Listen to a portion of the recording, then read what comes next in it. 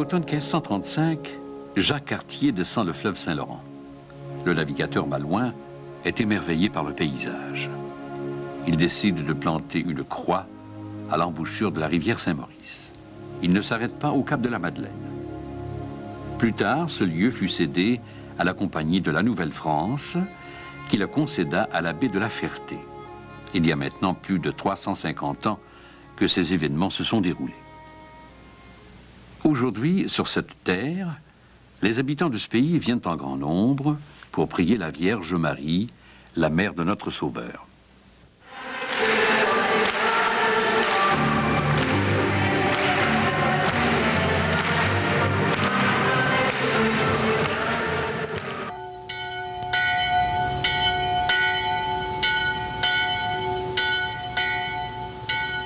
En effet, c'est à compter de 1888, alors que l'abbé Luc des Ilets est curé de la paroisse, que la petite église paroissiale, érigée en 1714, devient sanctuaire dédié à Notre-Dame du Rosaire. Depuis ce jour, les pèlerins prennent la route vers ce lieu de prière et de paix. La première église fut érigée en 1659. C'était une toute petite église construite en bois. Elle avait été donnée par le sieur Pierre Boucher. Le premier curé est nommé en 1685. Il s'agit de l'abbé Paul Vachon. Ce prêtre est l'instigateur de la dévotion mariale au cap de la Madeleine. En 1694, il fonde la confrérie du Très-Saint-Rosaire. Le zèle et la charité de cet apôtre marquent grandement les débuts de la jeune paroisse. Le 13 mai 1714, Monseigneur de Saint-Vallier accorde la permission de construire une seconde église paroissiale. La première est désormais trop petite. Cette seconde église existe encore. Elle accueille les pèlerins qui viennent vénérer la Vierge du Rosaire. Elle est considérée comme la plus vieille église conservée au Canada. Après la mort du curé Vachon en 1729, la paroisse du Cap de la Madeleine est privée de curé jusqu'en 1844. À l'époque, les habitants du village sont très pauvres. On rapporte dans les archives que les paroissiens ont obtenu la permission de laisser la lampe du sanctuaire éteinte parce que la paroisse n'avait plus d'argent pour payer l'huile. L'abbé Luc des Ilets devient curé de la paroisse en 1864. La dévotion particulière de ce curé envers la Vierge Marie oriente petit à petit la paroisse vers une nouvelle vocation. À son arrivée, l'abbé des Ilets est confronté à l'état d'abandon de la communauté paroissiale. Il semble qu'une dizaine de personnes à peine écoutent l'homélie du dimanche. En 1867, la veille du jour de l'Ascension, le curé des Ilets vit une expérience fort étonnante. Il revient de la sacristie où personne n'est venu se confesser. Il s'en retourne déprimé. En passant devant l'église, il voit un pourceau qui y est entré. Il tient dans sa gueule un chapelet. Tout à coup, il se dit « Les hommes laissent tomber le rosaire, et c'est pour cela que les pourceaux le recueillent. » Le 5 novembre suivant, il prend l'engagement solennel de travailler de toutes ses forces à propager la dévotion du rosaire. Petit à petit, la chapelle de 1714 devient trop petite. Il faut construire une nouvelle église paroissiale.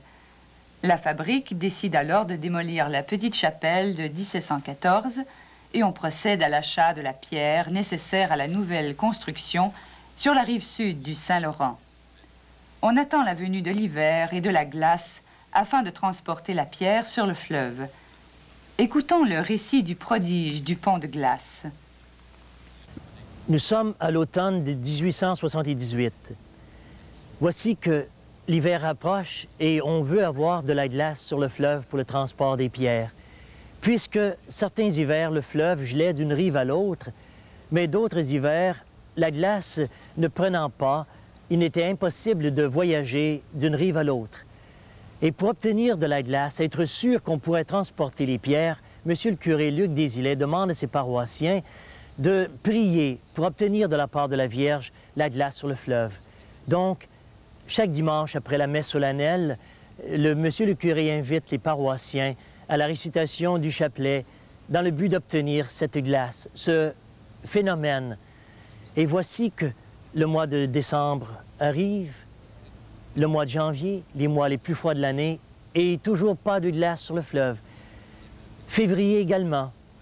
Et nous voici au tout début du mois de mars. Il existe une température chaude, une pluie ainsi qu'un vent du sud qui dégage entièrement le fleuve. Et les paroissiens même se trouvent un petit peu drôle qu'on continue à la prière puisque c'est le temps, comme ils disent, d'aller au sucre beaucoup plus que le temps d'avoir de la glace sur le fleuve.